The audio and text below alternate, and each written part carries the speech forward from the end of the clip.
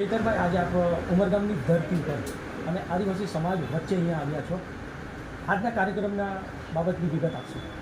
આજે અમે ઉમરગામ તાલુકાના સરીગામ ખાતે અમારા સાથી મિત્રો જે ઉમરગામ તાલુકા આદિવાસી ઉત્કર્ષ સમિતિ અંતર્ગત આ વિસ્તારના જે પણ લોકો સર્વ સમાજના લોકોને ન્યાય આપવાનું કામ કરી રહ્યા છે, એમાં ખાસ કરીને જે આદિવાસી સમાજના લોકો છે જેમની 73AA જમીનો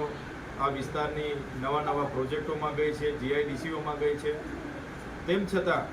આ વિસ્તારમાં અમારા સ્થાનિક જે મૂળ માલિકો હતા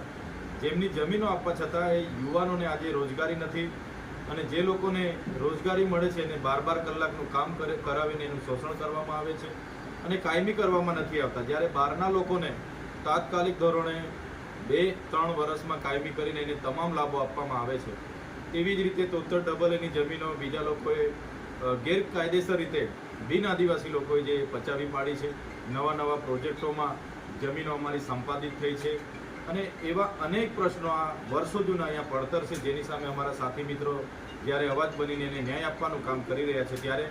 આજે અમે સૌ એમની મુલાકાત માટે આવ્યા છે અને આવનાર દિવસોમાં એમની જે લડત છે એને અમે બધા સાથે મળીને એક મોટું મંચ આપીને આ વિસ્તારના યુવાઓને કઈ દિશા આપી શકીએ, આ વિસ્તારના લોકોને એમની સુખાકારી માટે કઈ દિશા આપી શકીએ, એમના વર્ષો જૂના પડતર પ્રશ્નોને વાચા આપવા માટે શું કરી શકાય, એ બાબતને લઈને આજે અમે બધા આગેવાનો અહીંયા ભેગા થયા છે. અમે ચિંતન મનન કરીશું અને સાથે આ વિસ્તારમાં જાગૃતિ આવે, લોકો સંગઠિત થાય અને પોતાના અધિકારો માટે બધા એક થાય, આગળ વધે, એ બાબતના અમે તમામ આગેવાનો સાથે મળીને પ્રયાસો કરીશું.